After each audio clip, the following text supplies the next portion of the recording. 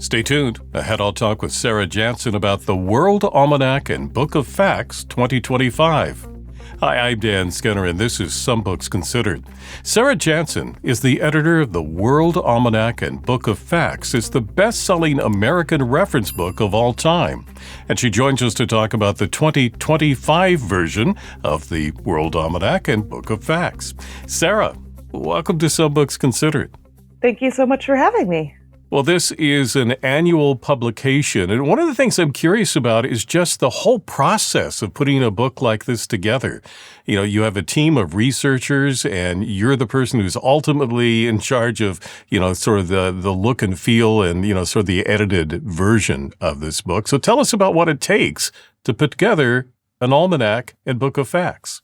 It really is a very involved process every year. You know, we just hit bookstores last week, and we're already thinking about the World Almanac and Book of Facts for 2026. So just to show you, it's sort of a year-round preparation. The editors, some of them are subject-specific editors, and some of them are more generalists, but they're looking year-round to make sure that we're tracking new information that might be available, tracking events that affect what we might want to focus on more in the upcoming year, and also just making plans for, those 1,008 pages, page by page. We have a limited number to work with every year, and within that, we need to make some changes every year.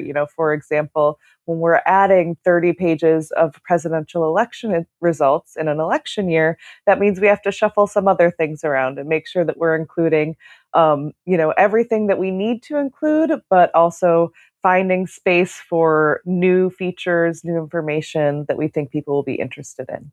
Well, as you pointed out, you have information about the election in this edition.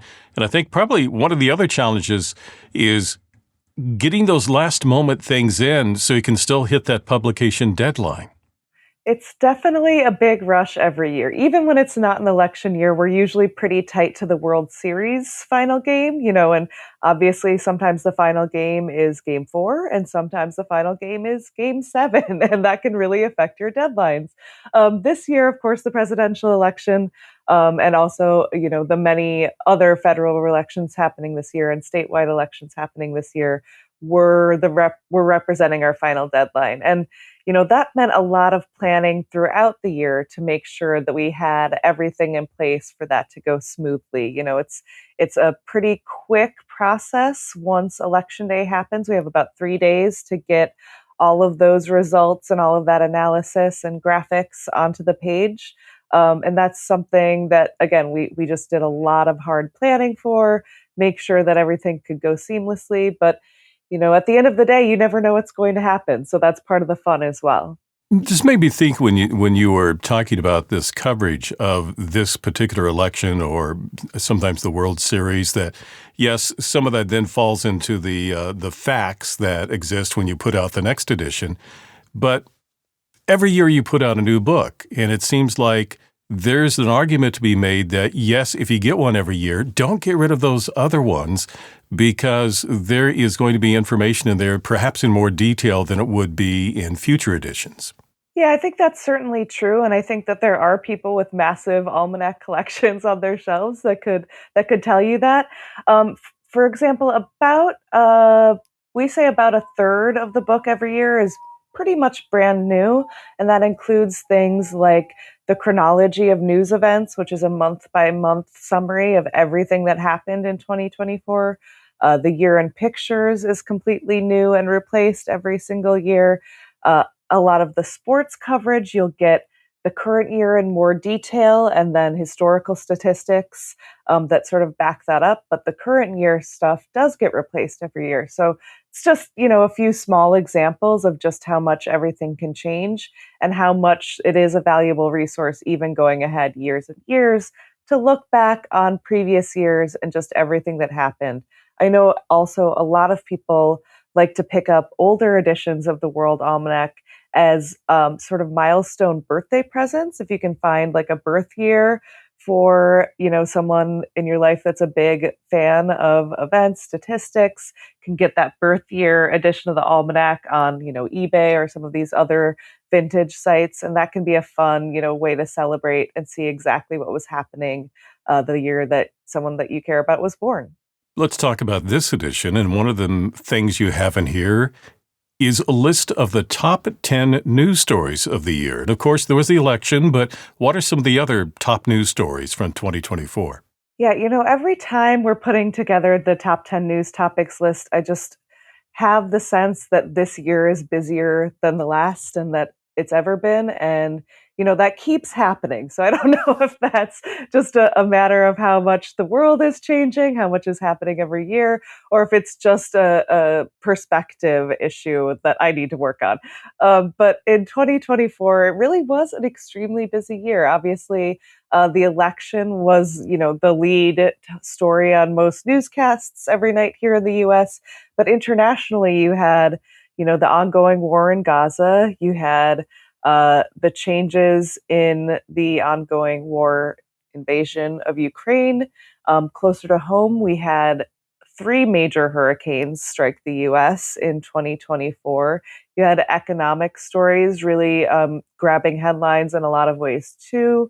Lots of layoffs in the tech industry. Of course, people still paying a lot of attention to the inflation rate and everything that was impacted by that. So definitely a really busy year for news and for those top 10 news topics.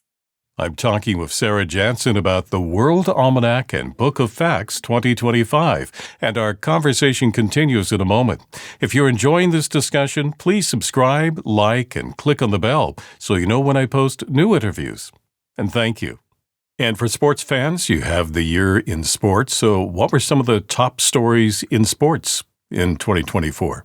Well, it's always the case that in an Olympic year, that's one of the big stories. I think a lot of people really found that a fantastic way to distract themselves with the more serious news this summer. And just as far as how accessible watching, even, if you're 4, 5, 6, 7 hours behind the events in Paris, you could still watch things as though they were live in ways that you couldn't necessarily even 4 years ago using, the many tools on streaming or on your web browser. So I think that really put people into the games in a very close way in 2024. Obviously, the US had some great successes with athletes like Noah Lyles and Simone Biles really taking the lead. We also had, of course, the women's soccer team make an amazing gold medal comeback after only winning the bronze in 2020. So it was definitely a very exciting games to watch from all of these different angles. And as you mentioned before, there's a year in pictures. So what are some of the things we'll be able to see in this edition?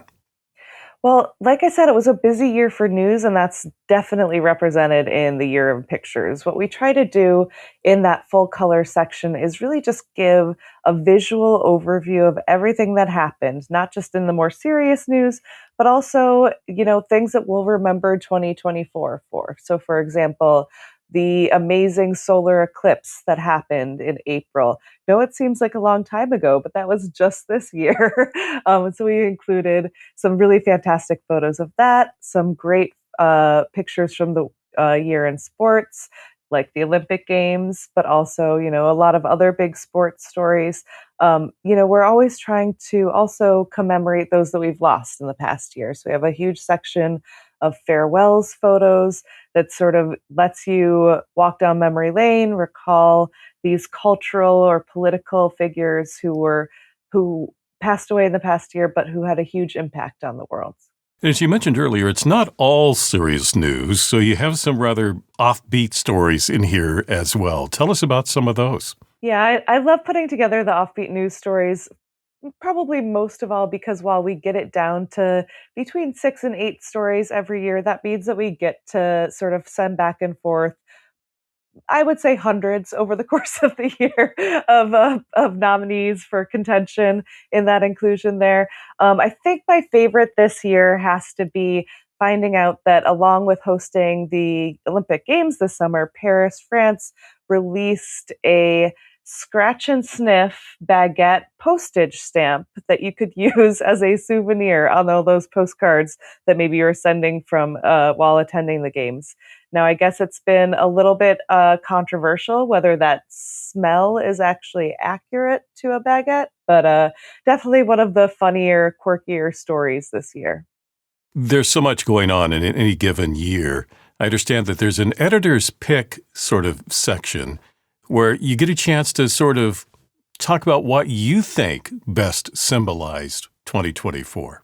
Yeah, this is kind of an opportunity for the World Almanac editors to collaborate on a extremely theoretical time capsule. We're not actually going out and burying this in a park or anything like that. We're just talking about, what physical items do we think symbolize the events of the year?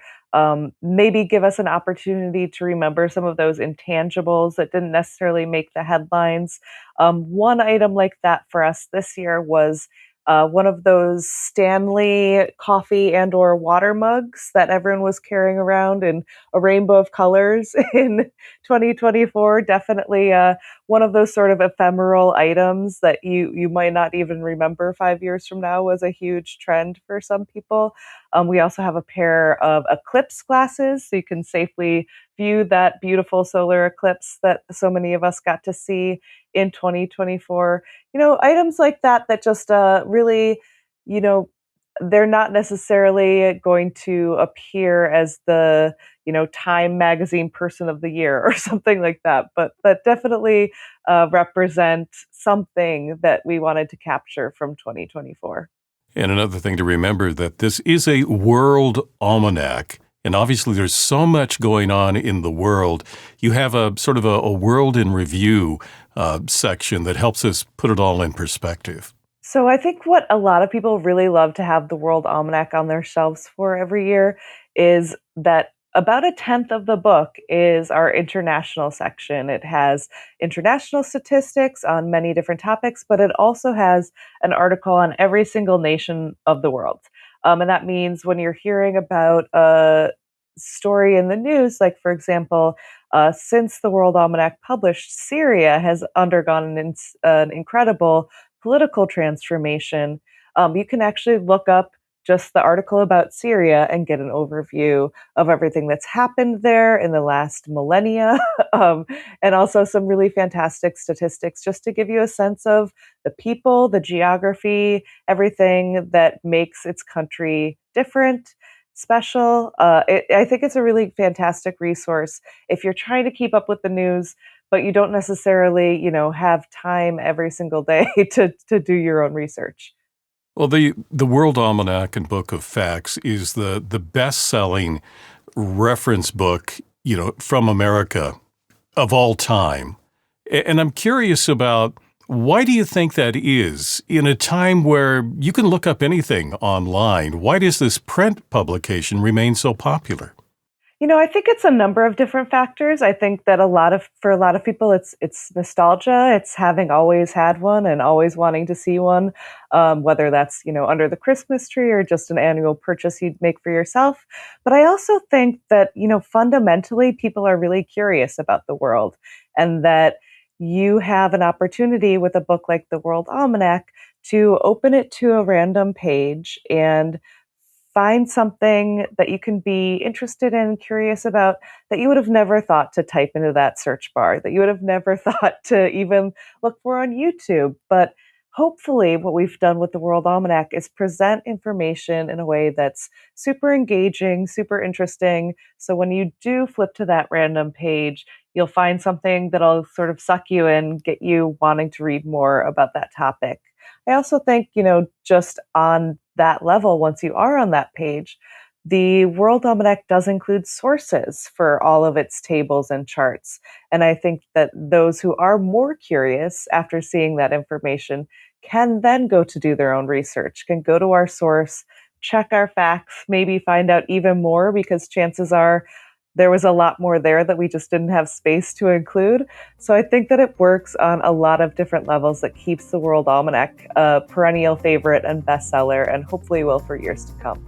The World Almanac and Book of Facts 2025 was edited by Sarah Janssen and her team of editors and researchers. Sarah, thank you for talking with me today. Thank you so much for having me. I really enjoyed our chat. If you'd like to purchase the World Almanac and Book of Facts 2025, I've placed a link for you in the description below. If you enjoyed this conversation, please subscribe, like, and click on the bell so you know when I post new interviews. Meanwhile, here are 2 more books you might find interesting. I'm Dan Skinner. Thank you for watching this edition of Some Books Considered.